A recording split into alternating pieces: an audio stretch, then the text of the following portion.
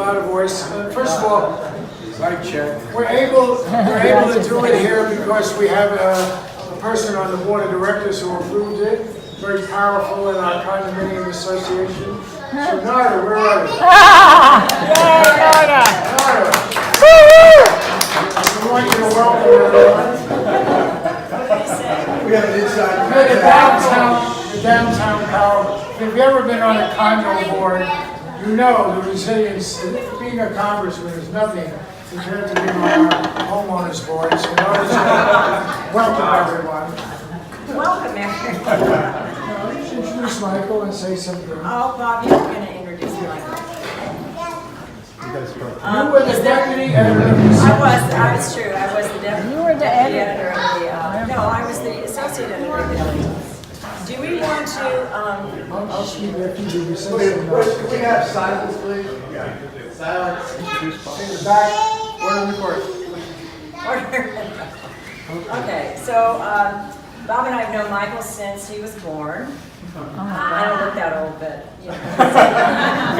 And his parents are here, Dan Siegel and Ann Wiles, who are two amazing lawyers who litigate cases for people who, you know, like under Title IX, people who are discriminated against, the labor law. Ann just did a case where she got a, she did the case that got all those guys out of solitary in Pelican Bay. Oh, wow, yeah.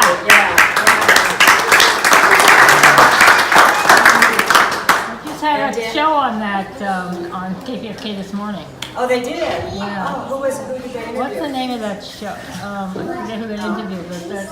Anyway, that was doing God's work, and Dan does God's work too. Every day in and day out, helping people who need help, and who have the law on their side, but they don't often have the means to exert that power they have. Anyway, we also have some other people. Mobilaji, we have a couple of really great filmmakers. Mobilaji, the one back there. Mobilaji just made a great film called Ferguson. And Mobilaji, where can they see it? It's not out yet. We got to figure out what that's going to be.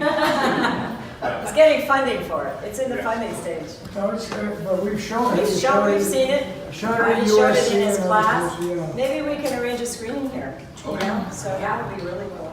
And Ken Carlson made a great movie called The Heart of Nuba. It's getting rave reviews. He had a really hard time getting a distributor and everything, and it's about But we screened it here first. You did screen it here. This very room. We did this very room. Part of what? Heart of Nuba. The Nuba Mountains in And Spain. if you go on truthdig.com right now, there's a story that Ken wrote about it. And Narda edited. Huh? Yeah, I edited it. I'm no dummy. Okay. And so that's also a wonderful film. It's playing in the Lemleys. Yes, it got a limited screening in the Lemley, and they've extended it because it's gotten rave reviews in the New York Times, the LA Times, et cetera, et cetera, et cetera. And it's on Tuesday, so read about it and go see the film. It's an incredible movie. Okay, what else?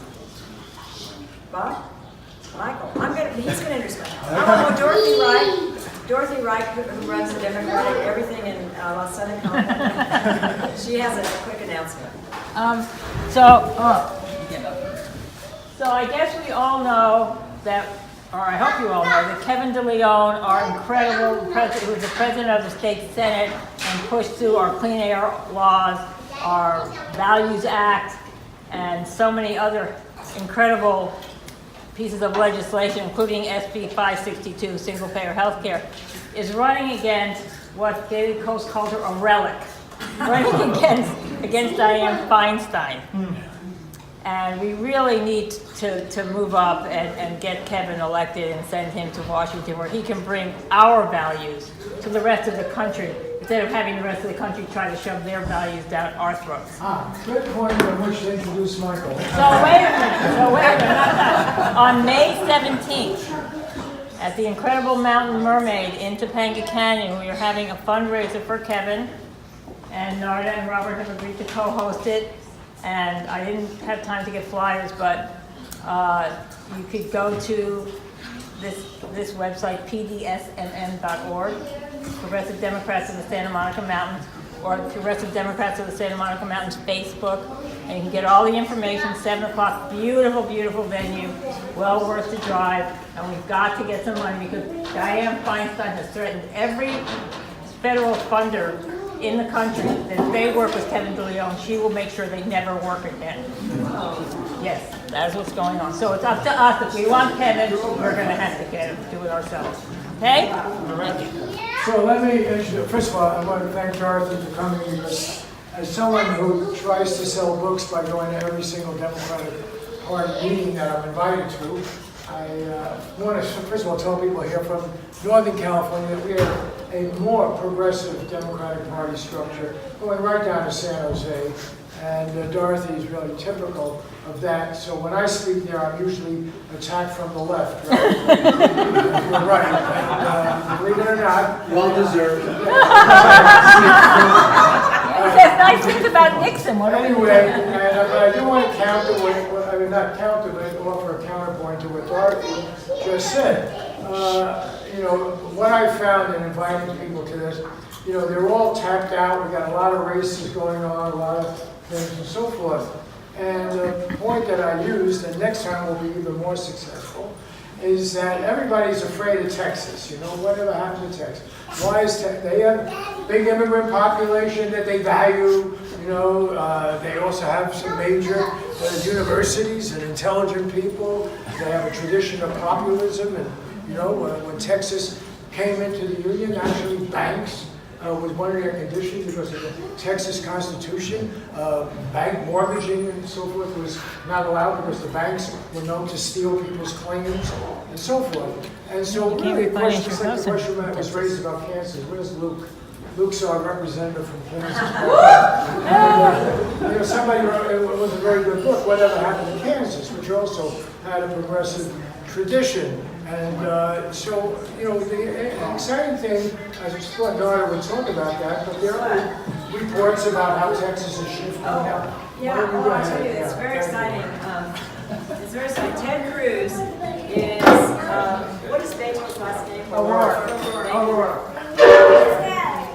So Ted Cruz is 1 digit ahead of, I don't know whether it's 9% or 1%. 1 digit ahead of Beto O'Rourke, 1 digit, and also Greg Abbott is trailing his Democratic, I'm not trailing, he's ahead of his Democratic opponent by 1 percentage point as well. So Texas could actually go blue and will go blue ultimately because of the demographics of Texas, much like California. And I'll just say one thing. I wrote a book called California Comeback, and I have a whole chapter on Texas versus California, comparing the two, because Texas brags and California is really better. But it's not articulate. My son is laughing at my lack of articulation. But the thing about Texas is, it is, you know, in the lowest 10% in 10 states in the country, and so many indices, including it's terrible on the environment. It's the highest polluter, am I right? The highest polluter of the air, the water in the country, first or second. It has one of the lowest high school graduate rates in the country, and it has, if you go through all the quality of life, people who are covered by healthcare and stuff.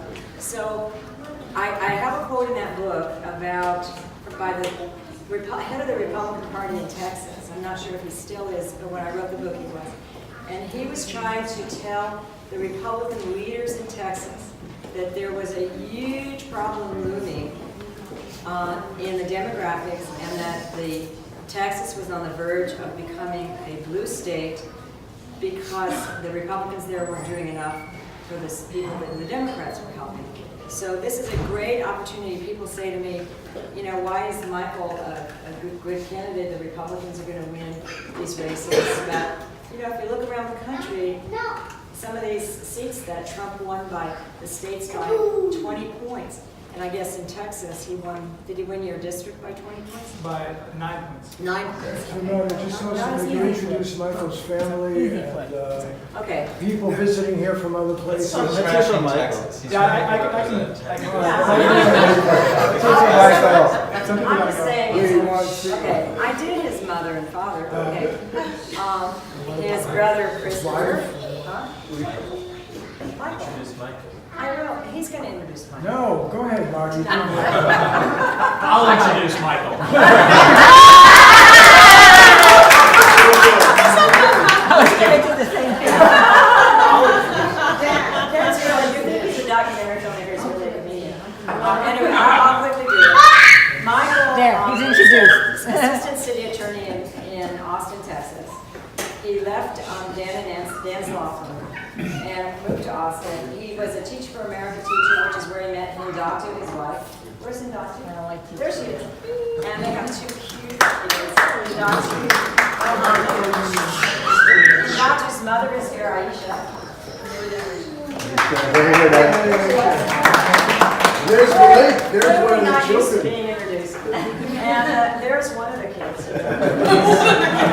Just resting. That's Luke and that's Hamza over there. Who's very well behaved.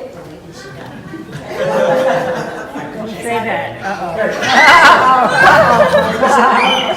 Just one point to set the stage.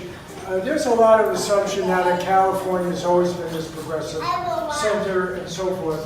Narda spoke at the book festival here, and she pointed out, what were the statistics on Governor Green and Republican? Oh, unbelievable. California's had, everyone thinks California's the liberal state. California, since 1966, when Pat Brown was defeated by Ronald Reagan, California's been governed for 32 years by Republicans and 19.5 by Democrats. And of the 19.5, 16 of those years have been Jerry Brown. And the other really great statistic for California is the difference. The Democratic Party leads with like 44.8% or something in registration, whatever it is, 40 something.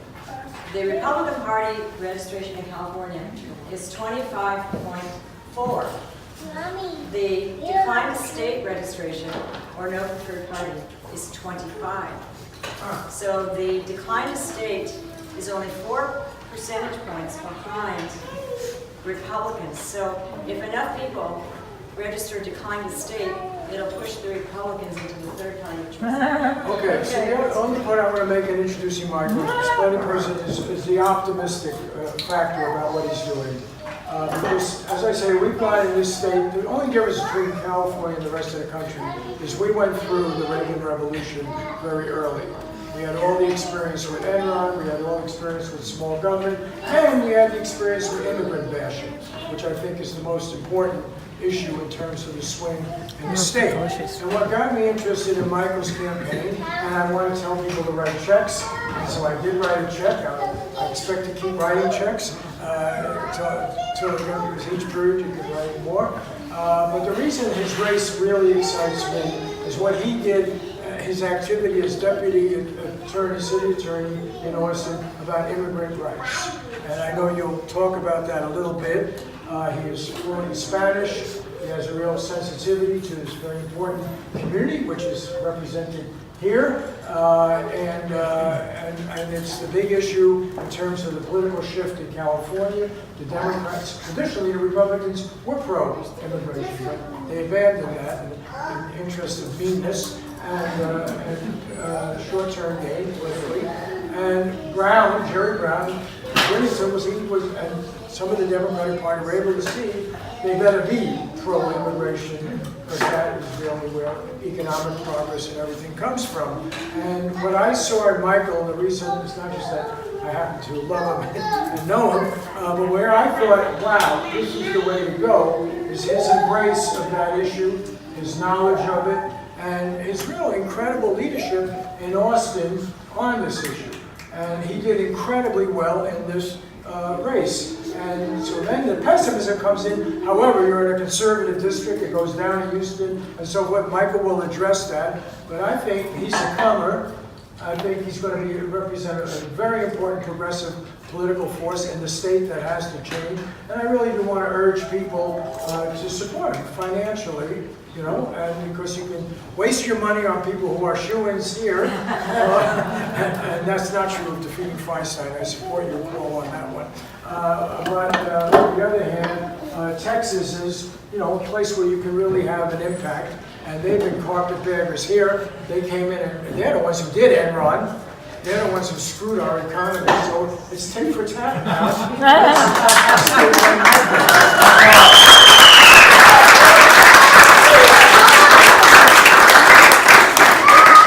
Well, thank you all for coming to see a Texan speak to you about politics. Definitely want to thank Bob and Arda for hosting this. Some people ask me, who are Bob and Arda? You know, people on my campaign. I'm like, well, my mom's first husband, his second wife, and, you know, my brother's dad. But that's the kind of family we have. It's like, you know, even after divorce, we stay together. We have this beautiful clan and all these interrelationships. Like, there's a lot of love in this room, a lot of family in this room. I really appreciate y'all hosting this and having me here. I am running for Congress in Texas as a progressive Democrat. Yay. So my platform is living wage, Medicare for all, fair immigration policies that allow families to stay together, repeal those tax cuts which set up a transfer of over $1 trillion from working families and essential programs to the richest Americans, clean air, clean water, women's right to choose. This is what I'm running on. And believe it or not, I'm getting a ton of good responses from the community.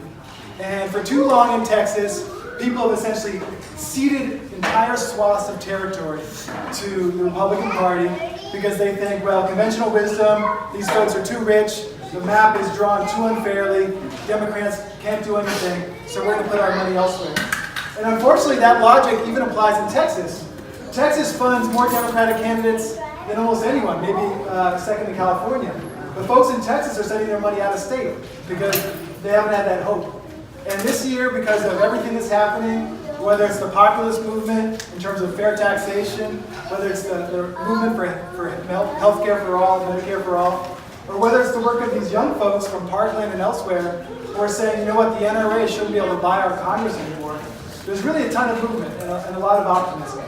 And so I think when Bob tells you to support me, not just because I'm family, he's really being sincere, because this is a district that can be flipped. Like they suggested, Trump beat Hillary in this district by 9 points. If you've been following what's happened in other places like Pennsylvania, Alabama, there's been swings of 20 points or more. So there's no reason why we couldn't take this district. Now I'm going to start off with why I'm running, and I think I can give you a lot of answers, but this is my family, you know, Hindatu, Malik, and Hamza. And this is, you know, we live in Texas. I'm raising Malik and Hamza. You know, I'm married to Hindatu. She runs a business in Texas. And we want Texas to be a place that's safe for us. And it's a place where our kids can grow up without fear of white supremacists being endorsed by the president, you know, without fear of really racist politicians, including this guy McCall that I want to take on, who is openly anti-Islamic, Islamophobic, who is openly anti-Mexican, who says things like, we're going to build a wall and make Mexico pay for it, who says that immigrants crossing the border are dangerous rapists. I mean, that's the kind of person that I'm going up against. And I feel like, you know, this has been a huge sacrifice for us to take on this campaign. Hindatu's a full-time veterinarian, owns a business, but she supports me in doing this because we feel like this is a sacrifice that is worth making. That we need to all do as much as we can to turn this country around. Some of us who might have been on the sidelines for different reasons, feeling like the Democratic Party was maybe almost as corrupt as the Republican Party, now we know that's not the case, right? It's never been worse than Donald Trump. It's never been worse than the Republican leadership we have now. And we really need to do everything we can. We need to sacrifice whatever we can to make a real change in this country. When I get on the stump in Texas, I have this little speech that I'll give you a version of, which is, if there's 3 things you should know about me, it's this. I'm a fighter. I can't wait to take on Michael McCall, and we can win. All right? And so my background...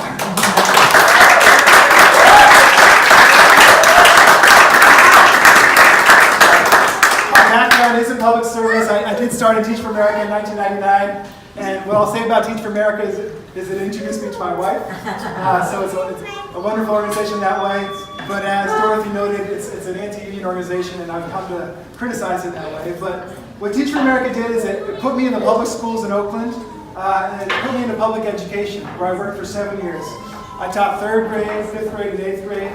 I got involved in the fight against the privatization of public schools, which is really an attack on our democracy. I mean, public education is really the foundation, the backbone of our system, where we believe that no matter how wealthy your parents are, no matter who they are, if you send your kids to public schools, they succeed, raise a family, have success in this economy. And unfortunately, right now, under the Republicans, we have a Secretary of Education who thinks public schools are a dead end. And in Texas, kind of like California, it used to be a top-rated public education system. It is now in the top 5 in the country.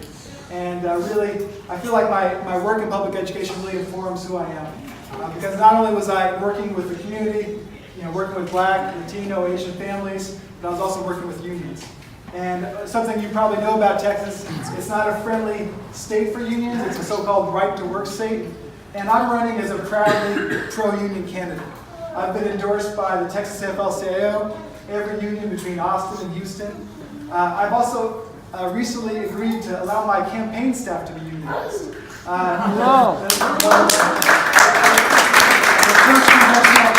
The first congressional campaign in the country was Randy Bryce, who was challenging for Paul Ryan's seat, but I was one of the next ones. And so basically with those bona fides of being a pro-teacher, pro-union, and also pro-civil rights, I'm running this campaign now.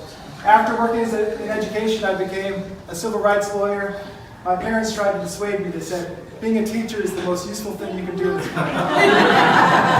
By the way, they're both lawyers. So it was a case of do as I say, not as I do. And that really put me in a great place. When we came to Texas, I was looking for work, got hired at the city attorney's office in Austin. And I started out being assigned car crash cases, zoning disputes, kind of the nuts and bolts of a city practice.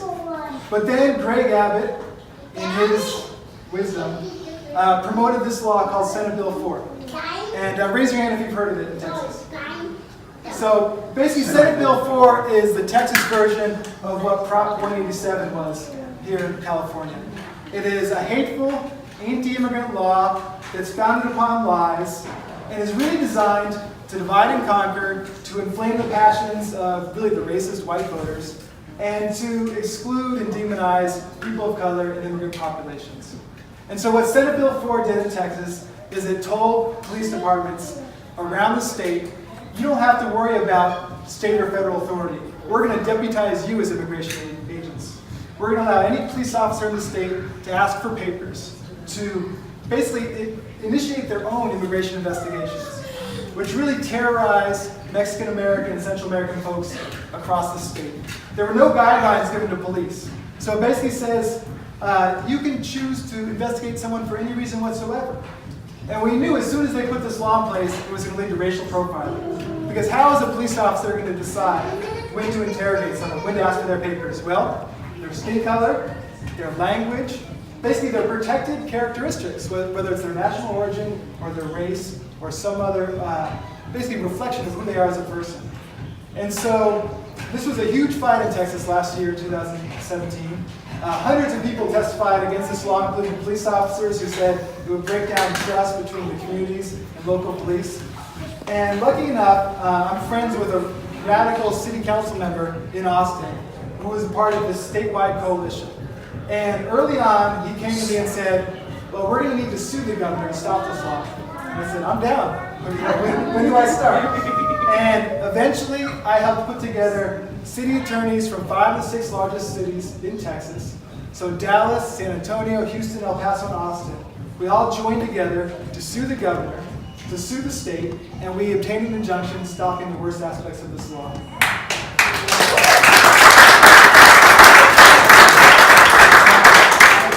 The fight is ongoing. As you know, we have conservative appellate courts, and they're trying to turn that around. But really, this was a trial by fire for me, an introduction into Texas politics, and really put me in touch with a community that is essential to this campaign, which is the Mexican American community, the Hispanic community in Texas. As many of you know, a lot of people have been trying to solve that question of how do you get They say Hispanic out there, we say Latino in California. But how do you get this population to vote, to get engaged in politics? And we think that this campaign is a perfect opportunity to do that. Because the Texas Republicans have shown themselves to be so hateful and so discriminatory that they've made this opportunity.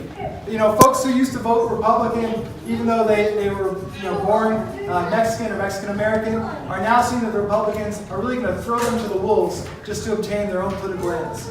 And so we have an opportunity to organize in this community. Because I do speak Spanish and because of this work I've done on this case, we do have a great opportunity. Also, the Texas 10th is a district, and this is the map. It's one of these absurdly gerrymandered districts in Texas that was redrawn thanks to Tom DeLay and the Republican Party about 15 years ago. Austin's over here. This is where we live in this little part here. Austin, as you know, is a very progressive city. Historically had 2 or 3 congresspeople that represented the city. But after they redrew the map about 15 years ago, there are 5 congresspeople that represent Austin, and only one of them is a Democrat. The other 4 are Republicans. And the way they did that is they take a massive swath of rural territory and combine that with a little slice of Austin to make a predominantly Republican voting district. So the 10th Congressional District is an historic district in Texas. This was the district of Lyndon B. Johnson, the Democrat in Texas history. Lloyd Doggett, who some of you may know is a well-known congressional Democrat from Texas, used to hold the 10th. He holds the 35th now after the gerrymandering. But basically, ever since they redrew the map, this one person named Michael McCall has been the representative. This is the guy. Trump's buddy. He's even more orange than Very Trump. popular. He's more orange than Trump. And some people in Texas, they think he's mild-mannered because he doesn't get out there like Ted Cruz. He's not as well known for saying ridiculous things. But he votes with Trump 99% of the time. He is more loyal to Trump than any other Texas congressperson. The only person who votes with Trump 100% of the time is Paul Ryan. And as you know, he's going to be leaving Congress soon. Yeah. We're hoping McCall joins him, right?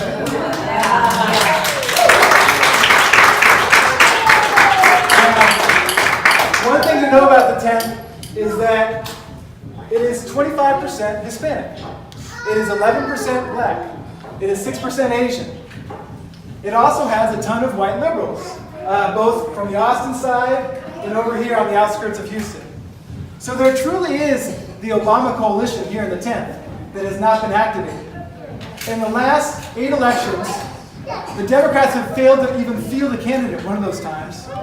And in the recent races, the Democratic nominee hasn't spent more than $50,000 the whole race. I've already raised $100,000. Now, that is not big-time congressional money yet. We think we can get to $1 million and more. But that's already more than any Democrat has spent in this race in the last 10 years. And what we've done with that money is spend the money all on grassroots organizing. So I actually have 9 staff members. We've already knocked on well over 12,000 doors. We've made thousands of phone calls. And we're already running a grassroots campaign across these 9 counties that hasn't been done before. And this is the way we can win. Our belief, the kids are a little noisy back there, but, folks haven't even seen a progressive Democrat in a lot of these areas. There are towns, one I'd like to mention is LaGrange. Have any of you heard of LaGrange, Texas? A couple people have. So LaGrange is right in the middle of this district. It's a place where when I was knocking on doors, people were really enthusiastic to see me. Like, they welcomed me into their home, offered me Coca-Cola or cold water. They said they'd vote for me. They said they'd send a check. When I said, can I put up a lawn sign? They said, oh no. The neighbors might burn it down, right? There are places in the middle of this district because it's so rare for a Democrat to get out there, they don't feel safe acknowledging that they're a Democrat. But at the same time, they need democratic values. They need health care. In the middle of this district, there is not a comprehensive birthing center for people who want to give birth. You have to travel to Houston, over here, or Austin, if you're in LaGrange, and you want to give birth at a place that has a neonatal intensive care unit. I mean, there is a complete lack of rural medicine. So when Trump and the Republicans cut health care, They attacked their own people. Same thing with this tax cut. When they said that teachers can't deduct their classroom expenses, when police officers can't deduct their uniform expenses, but Michael McCall's buddies can deduct their private jet expenses, they attacked their own people. And so it's our belief, and this is bearing out so far, when we get out to these places, and we actually have some phone bankers in California that are calling these places like Karen Cohen. My mother-in-law, Aisha. But when we get out to these places and offer them a real choice, they say, you know what? Maybe I don't need to vote straight ticket. Ordinarily in Texas, you can press one button when you get to the polls that votes for every single candidate in that party. It's called straight ticket. What we have to convince people to do is say, don't vote straight ticket this year. And because of Trump, we think that's a good opportunity we have. You know, I can tell that with the kids, I have so much time here. I want to say a couple more things. One, we have education. I think keep going. All right. Anyway, and if there's any questions, please let me know. You've heard of Beto, who's running against Ted Cruz. A lot of us, we have the saying in Austin, repeal and replace Ted Cruz. Right? And Beto is running the kind of campaign that I'm running, but on a statewide level. There are 254 counties in Texas. He has held town halls in over 220 of them so far. And hundreds of people, he held one in LaGrange. Hundreds of people showed up. It turned out that half of them were Republicans. He said, don't y'all know I'm a Democrat running for United States Senate? The Republicans said, well, we haven't seen a Democrat in 40 years. We wanted to see what one looks like. and that's what we're addressing this campaign. I'm having a town hall myself next week in a place called Brenham, which is up here. In Brenham, I met with the Washington County Democrats. They invited me for lunch. I showed up at the local community college. There were 40 people in a room waiting for me. As I walked in, they started applauding. I had to look over my shoulder and see who was coming after me. This can't be for me. But they were so happy to see a congressional candidate running on progressive values who actually showed up. All right? So when I got into this race, and this is something Hindetu and I talked about, it was just more about the principle of not leaving the district behind by offering a real choice. You know, let's at least do this work, the grassroots work, let's knock on the doors. Even if I don't win, maybe the next candidate will. But as we've gotten into it, it seems like I can actually win. And that's this 9% number that we're starting with. The fact that Trump beat Hillary by only 9 points in the Texas 10 means that this is eminently winnable. Conor Lamb beat the Republican in a district in Pennsylvania where the difference was 18 points. In Alabama, it was more. In some of these places in Virginia where Democrats are winning statewide races, it was 20 points or more. So 9 points is not insurmountable. Also, because McCall represents the worst of the Republican Party, he gives us a great target. He votes with Trump 99% of the time. He's the chairman of Homeland Security, who has refused to investigate anything that the Russians have done in this last election. He won't investigate our election security. He won't investigate anything else. He was proud of himself by voting to cut the Affordable Care Act. He was proud of himself for voting for these tax cuts. So he's really a perfect target. And also, he's extremely rich, which I think is a liability for him. He married into the Clear Channel fortune. His wife is Mrs. Mays, who's the heiress to Clear Channel. Their family has reported wealth up to $400 million at different points in time. So when he voted for those tax cuts, he literally, especially the estate tax cut, he put probably $40 million or more in his own pocket. So he wants to talk to us about how fast food workers are getting an extra $5 in every paycheck thanks to the tax cuts. He put $40 million in his own pocket. And by the way, if we had a living wage, that would put $200 in every fast food worker's paycheck. So we have wonderful ways to distinguish ourselves. And also, I'm building a campaign that can actually make it possible. So I started out about Thanksgiving, when we made this decision to announce to run. And I could have paid the filing fee or gathered signatures. So the filing fee to run for Congress only costs $3,250. So you can just pay that to get your name on the ballot. Or you can collect signatures. As a kind of prototype or test run for the campaign, I was able to recruit 42 signatures in 8 days to collect all the signatures. Sorry, 42 individuals, 42 petition circulators to gather the signatures we need in 8 days. And 20 of those people I had never met before in my life. These are mainly women. These are folks that identify as the resistance. They actually use that terminology. And I like to tell people, that's not Star Wars. It's not that resistance. This is indivisible. These are women, mainly. I say women because out of those 20 that I never met before, I think 18 or 19 were women. They have never been involved in politics before, but they are so offended by the Republican Party, by Donald Trump, that they are spending dozens of hours every week, whether it's writing their congresspeople, registering voters, and they got me on the ballot. And these folks are now powering my campaign. So not only do I have dozens of volunteers from the resistance, and so far, over 200 people have signed up to volunteer with my campaign. But I also have union representatives. I've secured the endorsement of every Democratic club that's endorsed in this race. And so we have a real platform. And I figure if I can recruit 1,000 volunteers by November, we can knock on every person who's ever voted Democrat in the last 12 years across the district, as well as every person who votes in the general election who's not a Trump voter. We can knock on every door, call every phone, send mail, send email, put up social media ads, and we can really reach 100,000 or more people before election day, which again is something that hasn't been done in this district since the big gerrymander. Yes? Are you getting any help from the Democratic Party? So that's the big question. So far, from the national level, all they see is McCall's money, the gerrymandering, and how much money I have in the bank account. So what I've been told is I need to get through this runoff. I have a runoff on May 22nd, and I need to show a little bit more money for those folks who are looking. So the second quarter closes at the end of June. My goal is, and I'm at 100 now, I want to get to 250 by then, to show that I'm a much more substantial candidate.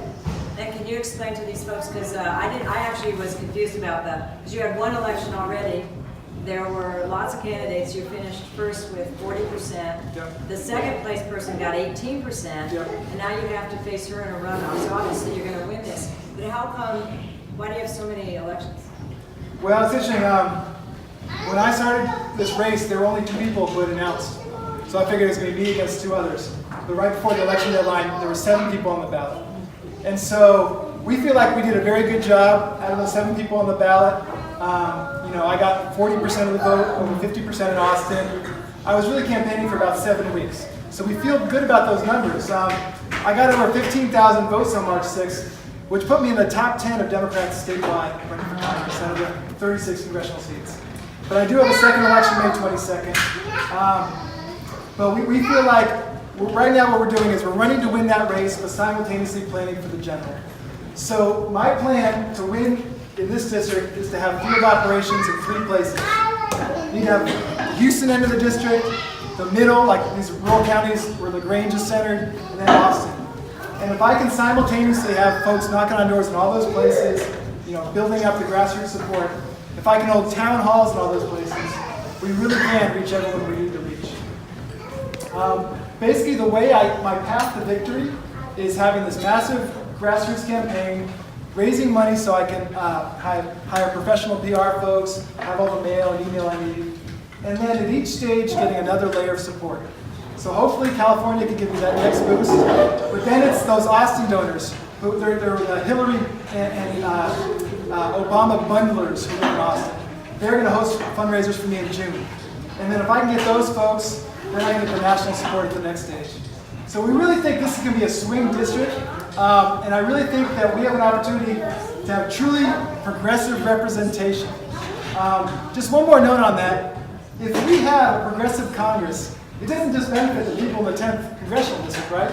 If I'm in there in DC, I can vote for y'all as well, right? I can make we can, strengthen the immigration laws to provide a true path for citizenship. We can raise the minimum wage. We can tell states like Texas you can't have right-to-work laws anymore. You have to allow unions to organize. So if we really do get this blue wave, a lot of things are possible. But what I like to say is the blue wave isn't going to happen automatically. We have to make it happen. It's not our destiny. We have to use our free will and free choice to really make it happen. So I appreciate you all being here.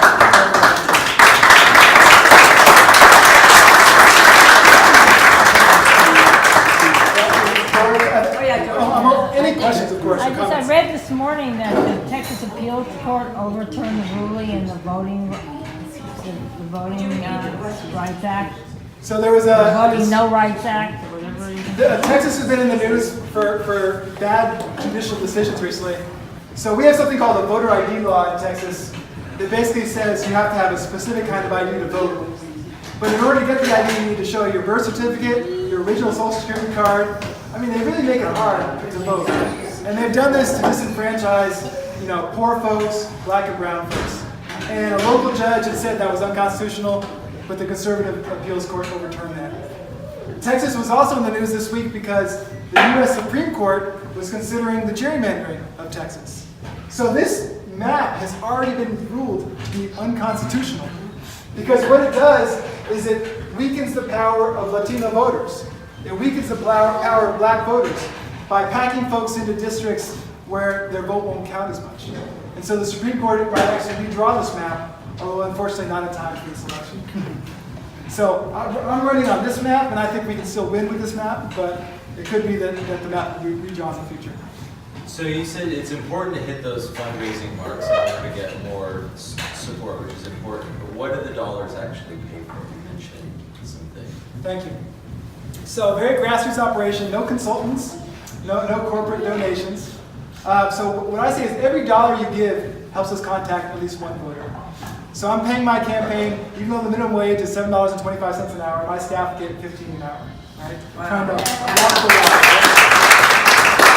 And our paid canvassers can knock on 20 or more doors in an hour. If you give $150, that's 150 voters you can reach. If you gave the max contribution, $2,700, that would pay for a field coordinator for an entire month. So someone with that amount of money, we could hire a new coordinator in Houston that would coordinate volunteers and other staff for an entire month. I mean, basically every dollar goes straight to voter outreach at this point. And that benefits not just you, but everyone. Exactly. Now, in my race, what I'm going to do after the runoff is coordinate with all the Democrats who are running statewide. So one of the important things for gerrymandering is controlling the state house. So what I'm going to do is I'm going to coordinate with Democrats who are running for state senate and state assembly across the district, and we're going to have a coordinated campaign. So if I have an event, I'll invite them and vice versa. And at the same time, for Beto and the other folks who are running statewide, if we can bump up the voter registration in this district, we would help all the Democrats, and we could possibly take state office in Texas. What is the influence of the NRA? Because Texas, we think of us gunslingers. Yeah, so, because I came out, I'm supported by Moms Demand Action. I've been working with the young people who organize the March for Our Lives. And people say, well, can you run in Texas against the NRA? And I think you can, and the polling shows you can. First of all, the guy I'm running against gets an A rating from the NRA. And what I say is, he's the chairman of Homeland Security, and he's backed by the NRA. Wow. Those two things don't go together. Because how can you stand for Homeland Security, protecting the people of this country, if you do whatever the NRA tells you, right? And I've actually received the NRA questionnaire. They send you something from something called the Victory Fund, and they make you sign for it in the mail. And the first question is, aren't silencers important to protect from hearing loss for hunters? The next question is trying to justify bump stocks. The question after that is trying to justify high-capacity magazines. I figured, my parents have a few firearms. I'm not against hunting or self-defense. I figured I could get a few points on this quiz. But I really had to put the whole thing in the recycling bill because it was completely a push-pull to force you to back the gun lobby, the gun industry. But at the same time, in Texas, over 90% of people would support a comprehensive background check. The incumbent wouldn't even vote for that because he doesn't want to lose his A rating. And so there are a lot of common sense measures that I can push on where there's popular support and that would distinguish me from the incumbent. Yes, sir. 1, 2, 3. Yep, go ahead. Of the 5, I think you said there's 6 congressional districts for Austin. Of the 5 that are currently held by Republicans, in addition to besides the 10th, how many of the others are flippable, or are you, how does your district compare to the other districts that have pieces of Austin? There are several that are similar, where it was about a 9-point or 10-point differential between Trump and Hillary. So I think there's 3 that are pretty hotly contested right now. The ones that make up on the list of real flip districts, there's one in Houston proper called the Texas 7th, which Hillary actually won and is held by a Republican. There's a couple seats like that in Texas. I would say I'm in the second list of districts that aren't like easy flips, but if we get enough popular support, we can turn this one as well. And of the legislators within your district currently, the state legislators, are any of the legislative seats held by Democrats, or are they all Republicans? No, a lot of the Austin seats are held by Democrats, but a couple of them are held by Republicans, and we think we can flip those as well. Yes? Yes, I know we talked about a lot of things, but one thing that I would like to know is where do you stand on separation of church and state, and do you feel religious privilege? Where do you stand? So she's asking about my position on the separation between church and state and religious privilege. And, obviously I strongly believe in the First Amendment. One thing I like to point out, and this may be wonky as a civil rights lawyer, we have different amendments to the Constitution that are in balance to each other. So what I'm offended by right now is that the First Amendment is being used to violate people's fundamental rights.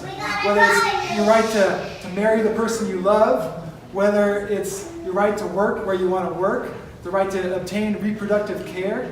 The idea that the First Amendment is being used to justify an employer's decision to deny health care to women who want reproductive health care is obscene. Or to deny basically benefits to the spouses of same-sex couples is obscene.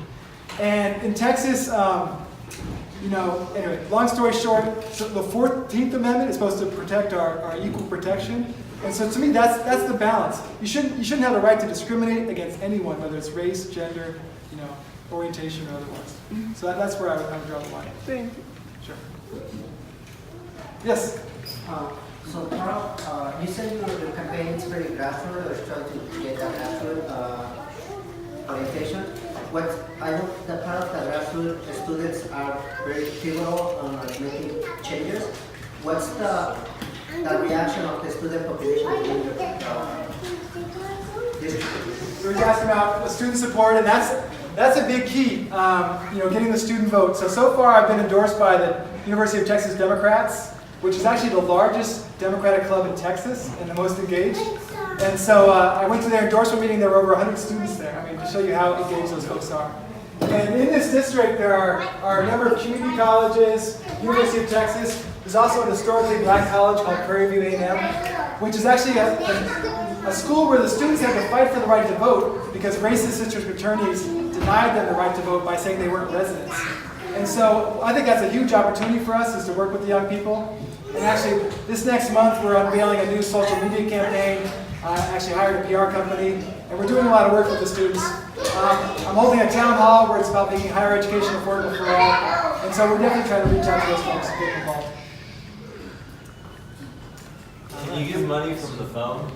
Yes, you can. Thank you, Peter. I love these softball questions.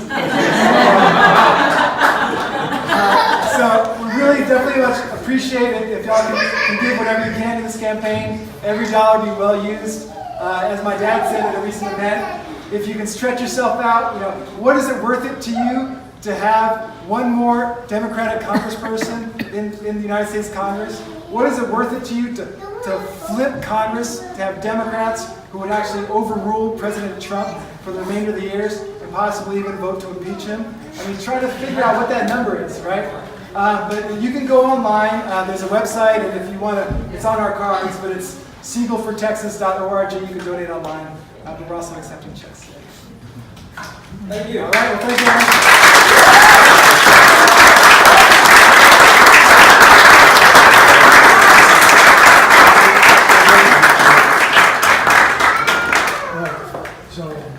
How long do we have this room? People have to leave, right? We have until midnight. Okay.